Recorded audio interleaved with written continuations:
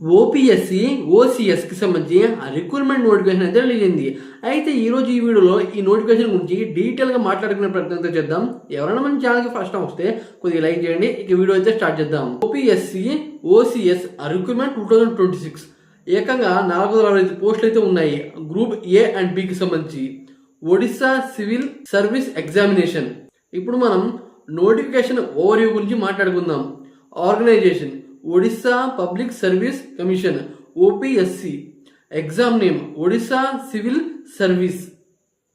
Total vacancy 465. Application mode online, అంటే ఆన్లైన్లోనే apply చేసుకోవచ్చు. ఇప్పుడు మనం వేకెన్సీ డీటెయిల్స్ గురించి మాట్లాడుకుందాం. గ్రూప్ ఏ దీంట్లో ఓఏఎస్ ఓపీఎస్కి సంబంధించి పోస్టులు ఉన్నాయి. అలాగే group B service ORS OTAS and labour executive tourism and other. ఇప్పుడు మనం ఇంపార్టెంట్ డేట్స్ గురించి మాట్లాడుకుందాం. Notification release December 31, 2025. Application start date జనవరి 20, 2026. లాస్ట్ డేట్ అప్లై ఫిబ్రవరి 20, 2026. లాస్ట్ డేట్ ఫిబ్రవరి 20. Prelims exam June 2026. జూన్లో ఉంటుంది 22, అంటే ఎగ్జామ్ డేట్ ఇంకా మెన్షన్ చేయలేదు. ఇప్పుడు మనం ఏజ్ లిమిట్ గురించి మాట్లాడుకుందాం. మినిమం 21 ఉండాలి, అలాగే మ్యాక్సిమం 42 ఉండాలి. Age relaxation as per government rule ప్రకారం ఏజ్ రిలాక్సేషన్ అనేది ఉంటుంది. ఇప్పుడు మనం అప్లికేషన్ ఫీ గురించి మాట్లాడుకుందాం.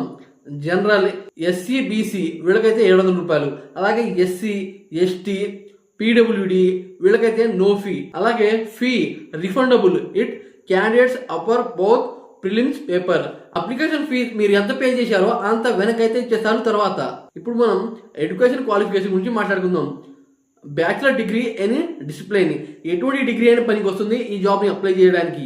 అలాగే knowledge of Odisha language required, అంటే ఒడిశా లాంగ్వేజ్ మీద ఎంతో అంత అనుభవం ఉండాలి, తెలిసి ఉండాలి. ఇప్పుడు మనం శాలరీ డీటెయిల్స్ గురించి మాట్లాడుకుందాం. Group A post pay level 12, 56,100 and allowances, అంటే టీఏ అని డిఏ అని అని ఇటువంటి బెనిఫిట్స్ అనేవి ఉన్నాయి. అలాగే group B post pay level 10, 44,900 నుండి ప్లస్ అలవైస్, దీనికి కూడా అదనపు బెనిఫిట్స్ అనేవి ఉంటాయి. ఇప్పుడు మనం సెలక్షన్ ప్రాసెస్ గురించి మాట్లాడుకుందాం. ప్రిలిమినరీ ఎగ్జామినేషన్ ఆబ్జెక్టివ్ ఈ రకం ఉంటుంది. అలాగే మెయిన్ ఎగ్జామినేషన్ డిస్క్రిప్టివ్.